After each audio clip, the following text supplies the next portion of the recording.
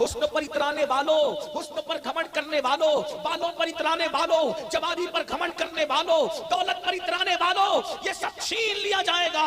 اللہ دینا جانتا ہے، اللہ چھیننا بھی جانتا ہے۔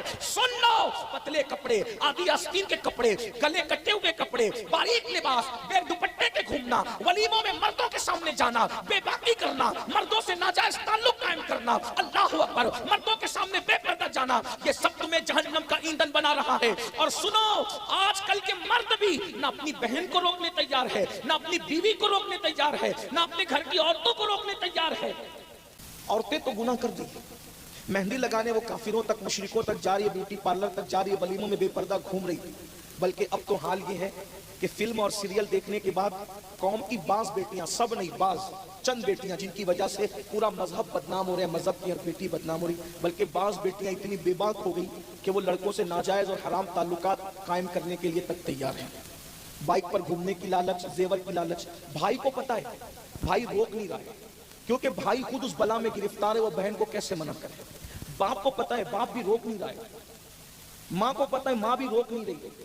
بعض شوہروں کو پتہ ہے، شوہر بیوی کو بے پردگی سے نہیں روک رہا ہے۔ کچھ لوگ بے پردگی سے نہیں روک رہے، کچھ لوگ نہیں روک رہے، گناہ سے، بے حیائی سے نہیں روک رہے۔ ان کا کیا انجام ہے؟ اللہ کے رسول علیہ السلام فرماتے ہیں، شب معراج جب میں جنت کی سیر کو گیا تو جنت کے دروازے پہ لکھا تھا کہ جنت دیوسوں کے لیے حرام ہے، حرام۔ جنت کس کے لیے حرام ہے؟ دیوسوں کے لیے۔ دیوس جنت میں نہیں جائے گا۔ آج کل لوگ دیوس کو گالی سمجھتے ہیں، لیکن دیوس کہتے کسے ہیں ان کو کبھی نہیں پتا چلا۔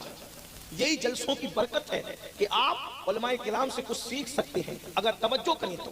جنت کے دروازے پہ لکھا ہے دیوس، اس کے لیے جنت بھی حرام اور جنت کی خوشبو بھی حرام، اور جنت کی خوشبو 500 سال کے فاصلے سے آتی ہے۔ دیوس پر جنت حرام ہے۔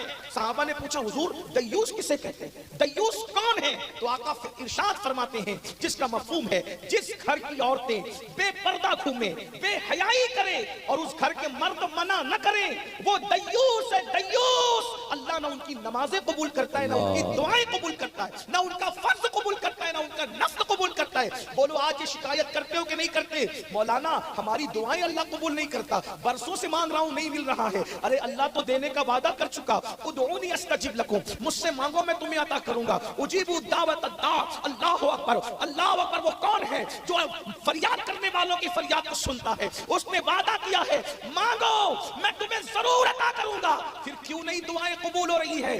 کہیں دیوس تو نہیں بن گئے؟ بہن بے پردہ جا رہی ہے، روکنے کو تیار نہیں، بیوی بے پردہ گھوم رہی ہے، روکنے کو تیار نہیں، بلکہ تانا دے کر کے کہتے ہو ارے یہ مولوی لوگ